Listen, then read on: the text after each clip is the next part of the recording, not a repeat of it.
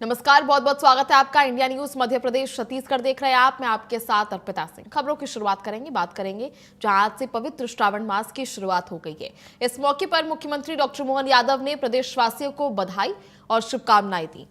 CM ने कहा, बाबा भोलेनाथ की आराधना को समर्पित इस पावन पर्व की सभी प्रदेशवासियों को हार्दिक शुभकामनाएं देता हूं। श्रावण मास में कांवड़ियों और श्रद्धालुओं की सुविधा के लिए मध्य प्रदेश सरकार ने विशेष इंतजाम किए हैं।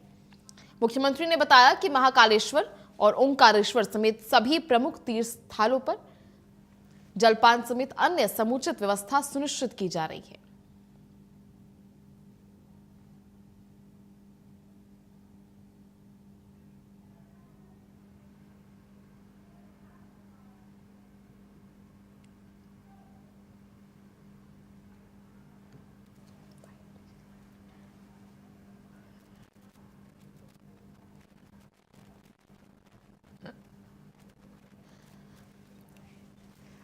आज से श्रावण मास चालू हो रहा है। मेरी अपनी ओर से प्रदेशवासियों को, देशवासियों को, उज्जैन वासियों को सबको बहुत बहुत बधाई। निश्चित रूप से ये हमारे लिए बहुत पवित्र माह है, जिस महीने हम अपने बाबा भोलेनाथ की आराधना का पर्व मनाते हुए उनको पूरा महीना समर्पित करते हैं।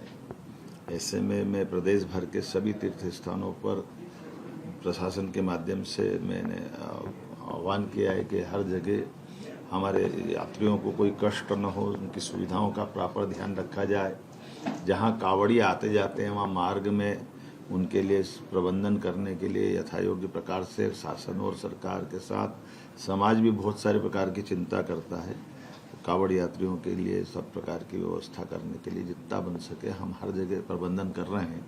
खासकर ओंकारेश्वर और महाकालेश्वर में बड़ी संख्या में कांवड़ यात्री आते हैं।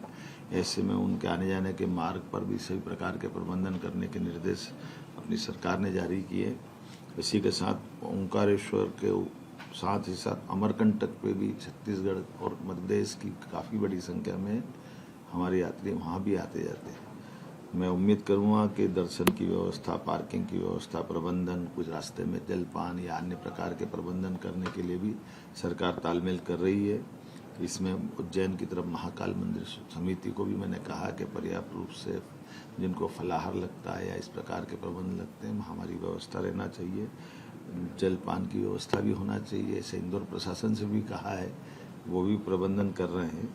मैं अपने सभी श्रद्धालुओं से अपील करना चाहूँगा कि बारिश का समय है, इसलिए आवश्यक कपड़े भी लेकर के आए, आवश्यक सावधानी लेकर भी आए और छोटे बच्चों का विशेष ध्यान रखें।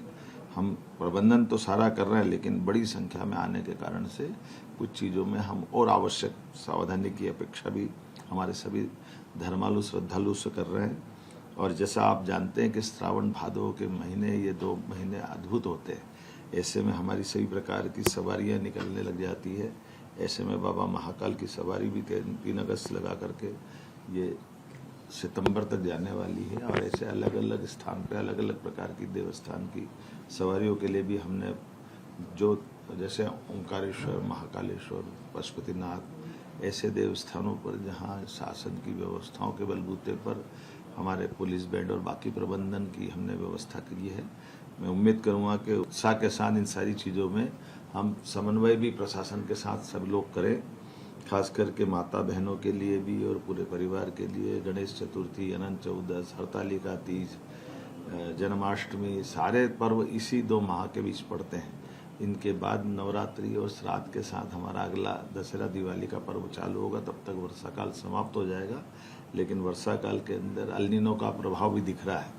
ऐसे में अल नीनो के कारण से जल बचाने की आवश्यकता भी और कम पानी की फसलों की तरफ भी ध्यान देने की जरूरत है। उम्मीद करेंगे आप सब समझदार हैं, इन सब का ध्यान रखेंगे। मेरी अपनी ओर से पुनः आप सबको